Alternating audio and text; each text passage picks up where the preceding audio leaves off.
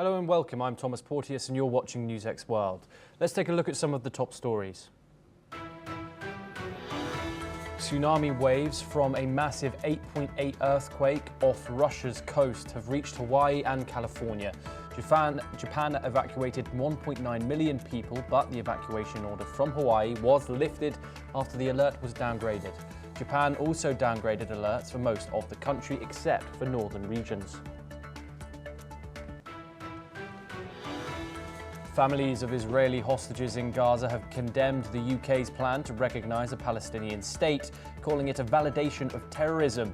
The move comes as a UN-backed food security body warns of famine in Gaza, despite aid lorries crossing into the region.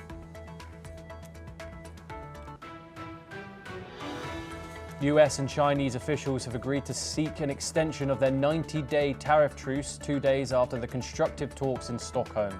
Both sides aim to defuse the escalating trade war that threatens global growth. Thailand has accused Cambodian forces of violating a ceasefire agreement at 3 locations along the disputed border. The allegations come just days after both countries agreed to a ceasefire to end the deadliest conflict in over a decade.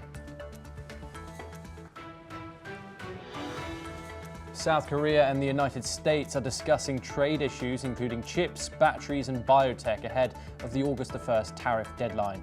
South Korean Finance Minister Koo Yoon-chul met with US Commerce Secretary Howard Lutnick to further negotiate the deal.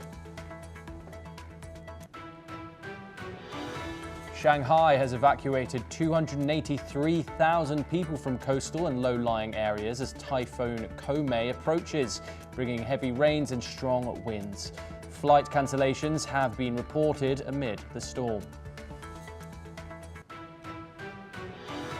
The Trump administration has urged judges to release testimony heard by grand juries that indicted Jeffrey Epstein and Ghislaine Maxwell on sex trafficking charges.